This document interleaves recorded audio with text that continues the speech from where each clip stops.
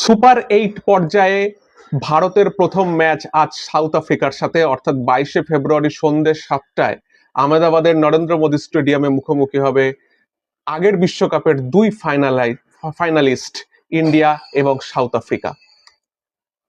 গ্রুপের চারটে ম্যাচ জিতে ভারত সুপার 8-এ এসছে। দক্ষিণ আফ্রিকাও কিন্তু টানা 4টে ম্যাচ জিতে সুপার 8 পর্যায়ে এসছে এবং একটা দুর্দান্ত ম্যাচ দেখার অপেক্ষায় গোটা ক্রিকেট বিশ্ব। তো প্রথমে আমি ভারতের কথায় আসি। ভারত যে 4টে ম্যাচে জিতেছে, কনভিনসিংলি জিতেছে 3টে ম্যাচ।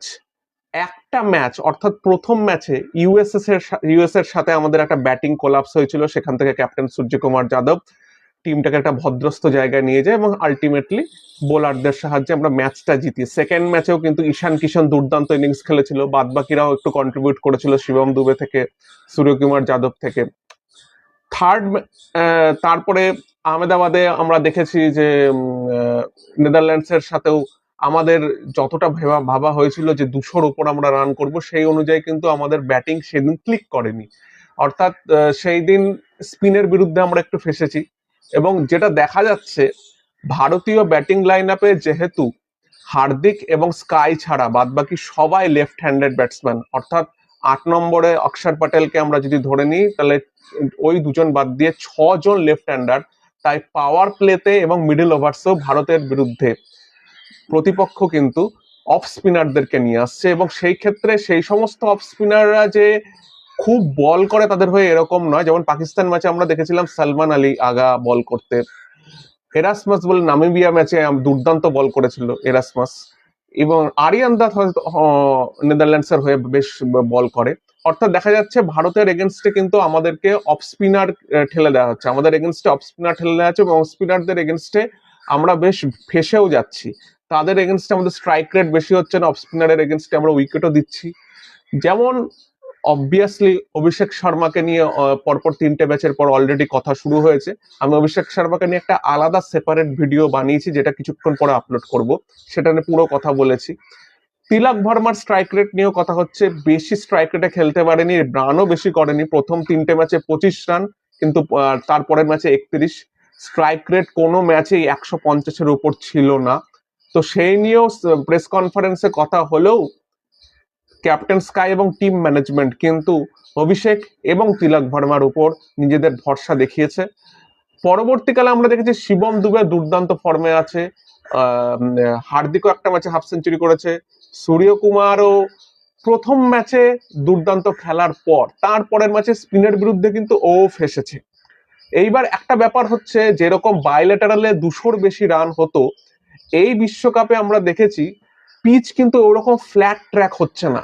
ইন্ডিয়ার পিচগুলো অত ফ্ল্যাট ট্র্যাক হচ্ছে না। কলম্বোর দিকে শ্রীলঙ্কা তো পিচ স্পিনিং ট্র্যাক হচ্ছেই, পালাকালাতে একটু কম স্পিন হচ্ছে কিন্তু তাও স্পিনিং ট্র্যাক হচ্ছে। কিন্তু ইন্ডিয়ার পিচ গুলোতেও, যেমন আহমেদাবাদে 200 তো হামেশাই দেখা যায় আইপিএল ম্যাচগুলোতে, কিন্তু আহমেদাবাদেও কিন্তু দেখা গেছে সেই দিন কিন্তু পিচ অনেকটাই স্লো ছিল।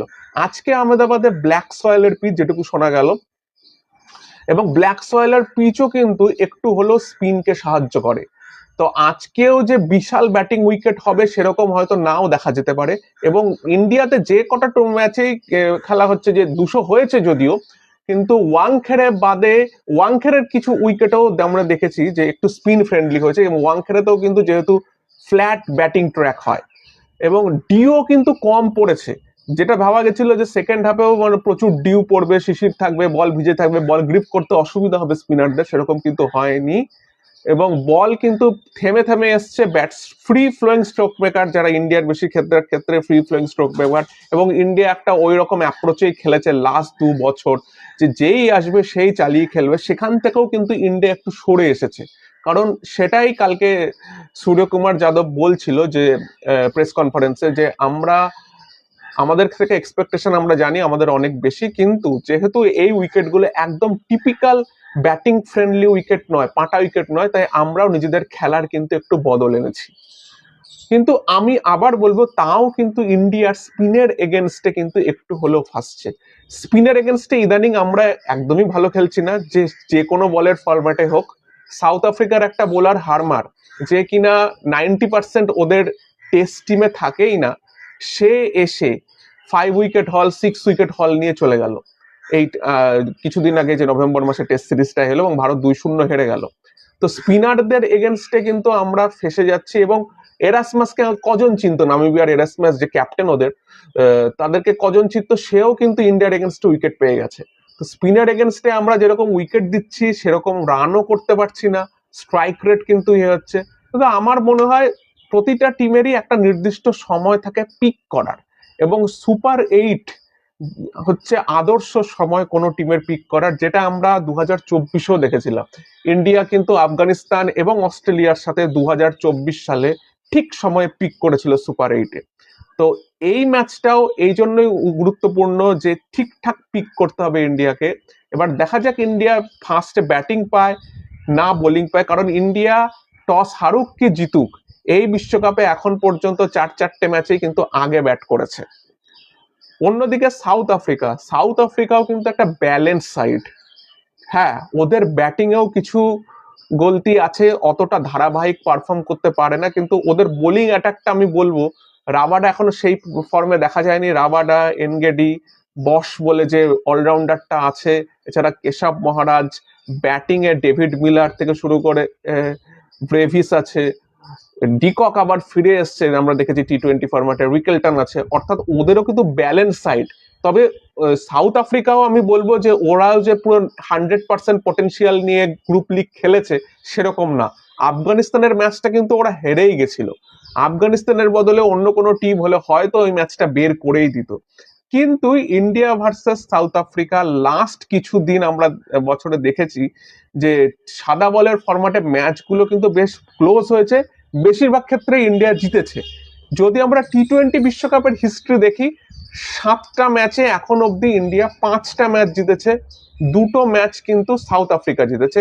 এবং লাস্ট যে T20 বিশ্বকাপে এনকাউন্টার হয়েছিল, সর্বকালের অন্যতম সেরা T20 ম্যাচ বিশ্বকাপ ফাইনাল ছিল 2024, একটা বলতে গেলে হারা ম্যাচ। আমরা 24 বলে 26 রান দরকার, ক্লাসেন খেলছে, ডেভিড মিলার খেলছে, সেখান থেকে আমরা ম্যাচটা জিতেছি, একটা আনবিলিভেবল। এবং ক্রাঞ্চ টাইমে যেটা ভবিষ্যৎ দেখা যায় যে সাউথ আফ্রিকা কিন্তু চোখ করে, যদিও আমি বলবো লাস্ট যে আফগানিস্তান ম্যাচটা কিন্তু ও চোখ করেনি, বরঞ্চ ওরা আফগানিস্তানকে চোখ করিয়েছে, সেইখান থেকে ম্যাচ কিন্তু বার করেছে। দেখা যাক নরেন্দ্র মোদী স্টেডিয়ামে আজকের ম্যাচটায় কিরকম খেলে ইন্ডিয়া। আমি যেটা দেখতে চাইবো ইন্ডিয়া কিরকম কম্বিনেশন নামাচ্ছে। আমার মতে লাস্ট ম্যাচ নেদারল্যান্ডসের থেকে একটাই চেঞ্জ হবে, ওয়াশিংটন সুন্দরের বদলে আসবে অক্ষর প্যাটেল। আমার খুব ইচ্ছা থাকে যে আমি যাতে কুলদীপ যাদবকে খেলতে দেখা যায়, কারণ কুলদীপ যাদবের প্রতি আমি বেশি বায়াসড। কারণ আমার লেগ স্পিন আর্টটা ফর্মটাকে, মানে লেগ স্পিনকে আমি আর্ট ফর্মে বলি, যে লেগ স্পিনটা আমার এতটাই ভালো লাগে যে যে কোনো লেগ স্পিনারকে দেখতে আমার খুব ভালো লাগে। এবং কুলদীপ যাদব কিন্তু লাস্ট 2-3 মাসে পারফরমেন্সটা খারাপ রয়েছে। এশিয়া কাপ ফাইনালেও কিন্তু ওর 4-4টে উইকেট ছিল, আগের বারে T20 বিশ্বকাপও দুর্দান্ত ভালো করেছিল। বরুণ চক্রবর্তী ওকে রিপ্লেস করেছে, এবং Varun Chakravarthy as a 1 number spinner হিসেবে ওই চান্স পাচ্ছে, এটাতে কোনো গলতি নেই। কিন্তু আমার মাঝে মাঝে মনে হয় কুলদীপ যাদবের ব্যাটের হাতটা যদি একটা ভালো হতো, তাহলে কুলদীপকে কিন্তু আমরা অবশ্যই খেলাতে পারতাম, এবং বোলিং অ্যাটাকটা আমাদের আরো স্ট্রং হয়ে যেত। 3-3টে বোলিং অ্যাটাক, বুমরা তো আছে, বরুণ আছে, অর্শদীপ আছে, এরা 3জন তো খেলেই। কিন্তু যদি কোনোভাবে কুলদীপকে খেলাতে পারতাম, তার সঙ্গে অক্ষর প্যাটেল আছে, হার্দিক পান্ডে আছে, বোলিং অ্যাটাকটা আরো স্ট্রং হয়ে যেত, এবং ইন্ডিয়াকে রোখা মানে নামুমকিন যাকে বলে হয়ে যেত। দেখা যাক ইন্ডিয়া কিরকম খেলে। কিছু কিছু ব্যাটার যেরকম অভিষেক শর্মার ফর্ম এবং তিলক বর্মার ফর্ম, হার্দিক পান্ডেও পাকিস্তান ম্যাচে রান করেনি, হ্যাঁ নামিবিয়া ম্যাচে রান করেছিল, কিন্তু ও সূর্যকুমার যাদবও কিছু, অর্থাৎ ব্যাটিংটাও কিন্তু আমাদের এখন আমি বলতে পারি 60-70% খেলেছে, 90%ও খেলেনি। 90% যেদিন খেলবে বা 100% যেদিন খেলবে, ইন্ডিয়া কিন্তু এক্সপেকটেশনের থেকে বেশি স্কোর করবে। বোলিং এও যেটা ব্যাপার হচ্ছে 8 ওভার, যেটা আমাদের হচ্ছে অক্ষর প্যাটেল, হার্দিক পান্ডিয়া। অক্ষর প্যাটেল প্রতি ম্যাচেই ভালো করে, এবং অক্ষর প্যাটেল খুবই আন্ডার রেটেড ক্রিকেটার। এটা জানলে অনেকেই অবাক হবে, অক্ষর প্যাটেল কিন্তু ভারতের T20 ক্রিকেটের হিস্ট্রিতে 4 নম্বরে আছে ম্যান অফ দ্য ম্যাচের দিক থেকে, মানে 8খানা ম্যান অফ দ্য ম্যাচ পুরস্কার পেয়েছে। হার্দিক পান্ডিয়ার থেকেও কিন্তু বেশি আছে ও, মোস্ট প্রবাবলি। কারণ সূর্যকুমার যাদব প্রথম আছে, রোহিত আছে, ইয়ে আছে, যুবরাজ আছে, যুবরাজকে বোধহয় যুবরাজকে বোধহয় সারপাস করেছে। তো দেখা যাক ইন্ডিয়া কিরকম খেলে। তো দেখা হচ্ছে নেক্সট ভিডিওটায়, যেটা আমি আপলোড করবো একটু পরে, অভিষেক শর্মাকে নিয়ে পুরো ভিডিওটা। অভিষেক শর্মার কি কোনো টেকনিক্যাল ফ্ল না এটা মেন্টাল ব্লক আছে, সেটার উপর নিয়ে ভিডিও হচ্ছে। যদি ভিডিও সেটা নিয়ে ভিডিওটা নেক্সট আপলোড করব। যদি এই ভিডিওটা ভালো লাগে থাকে তাহলে আমার এই page the cricket KG bong follow করতে ভুলবেন না। দেখা হচ্ছে নেক্সট ভিডিওতে। Jai Hind, bleed blue, check the India.